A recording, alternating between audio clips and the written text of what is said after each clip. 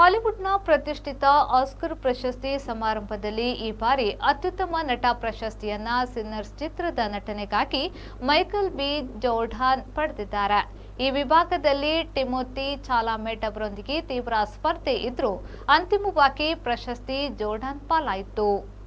39 ವರ್ಷದ ಜಾರ್ಡಾನ್ ಸಾಮಾಜಿಕ ಕಳಕಳಿಯ ವ್ಯಾಂಪೈರ್ ಕಥಾಹಂದರ ಹೊಂದಿರುವ ಈ ಚಿತ್ರದಲ್ಲಿ ದ್ವಿಪಾತ್ರ ಅಭಿನಯದ ಮೂಲಕ ಗಮನ ಸೆಳೆದಿದ್ದಾರೆ. ಅವರು ಸ್ಮೋಕ್ ಮತ್ತು ಸ್ಟಾಕ್ ಎಂಬ ಜವಳಿ ಸಹೋದರರ ಪಾತ್ರಗಳಲ್ಲಿ ಕಾಣಿಸಿಕೊಂಡಿದ್ದು, ಎರಡು ಪಾತ್ರಗಳು ಪರಸ್ಪರ ಸಂಪೂರ್ಣ ವಿಭಿನ್ನ ಸ್ವಭಾವಗಳನ್ನು ಹೊಂದಿವೆ. ಸ್ಮೋಕ್ ಶಾಂತ ಹಾಗೂ ಜವಾಬ್ದಾರಿಯುತ ವ್ಯಕ್ತಿಯಾಗಿದ್ದರೆ, ಸ್ಟಾಕ್ ಭಾವೋದ್ರಿಕ್ತ ಹಾಗೂ ಹಠಾತ್ ನಿರ್ಧಾರಗಳನ್ನು ತೆಗೆದುಕೊಳ್ಳುವ ವ್ಯಕ್ತಿಯಾಗಿ ಕಾಣಿಸಿಕೊಂಡಿದ್ದಾರೆ. ಈ ಎರಡು ಪಾತ್ರಗಳ ನಡುವಿನ ವ್ಯತ್ಯಾಸವನ್ನು ಸ್ಪಷ್ಟವಾಗಿ ತೋರಿಸಲು ಜೋರ್ಡಾನ್ ಹಲವು ವಿಶೇಷ ತಂತ್ರಗಳನ್ನು ಅನುಸರಿಸಿದ್ರು. ವಿಶೇಷವಾಗಿ ಸ್ಟಾಕ್ ಪಾತ್ರದ ಅಸ್ವಸ್ಥತೆಯನ್ನು ವ್ಯಕ್ತಪಡಿಸಲು ಚಿಕ್ಕ ಗಾತ್ರದ ಬೂಟ್ಗಳನ್ನು ಧರಿಸಿದ್ದು ಗಮನಾರ್ಹವಾಗಿದೆ.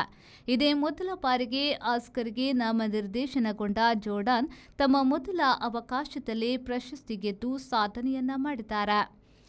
ಐರಿಷ್ ನಟಿ ಜೆಸ್ಸಿ ಬಕ್ಲಿ ಹ್ಯಾಮ್ಲೆಟ್ ಚಿತ್ರದಲ್ಲಿನ ಅಭಿನಯಕ್ಕಾಗಿ ಅತ್ಯುತ್ತಮ ನಟಿ ಪ್ರಶಸ್ತಿಯನ್ನ ಗೆದ್ದಿದ್ದಾರೆ.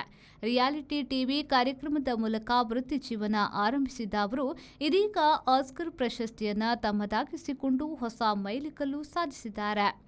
ಈ ಚಿತ್ರದಲ್ಲಿ ಬಕ್ಲಿ ಇಂಗ್ಲಿಷ್ ನಾಟಕಕಾರ ವಿಲಿಯಂ ಶೇಕ್ಸ್ಪಿಯರ್ ಅವರ ಪತ್ನಿ ಆಗ್ನೆಸ್ ಪಾತ್ರಕ್ಕೆ ಜೀವಂತಿಕೆ ತುಂಬಿದ್ದಾರೆ. ಪ್ರೀತಿ ಹಾಗೂ ಮಗುವಿನ ಸಾವಿನಿಂದ ಉಂಟಾಗುವ ಗಾಢ ಭಾವನೆಗಳನ್ನು ಅವರು ನೈಸರ್ಗಿಕವಾಗಿ ಅಭಿನಯಿಸಿದ್ದಾರೆ.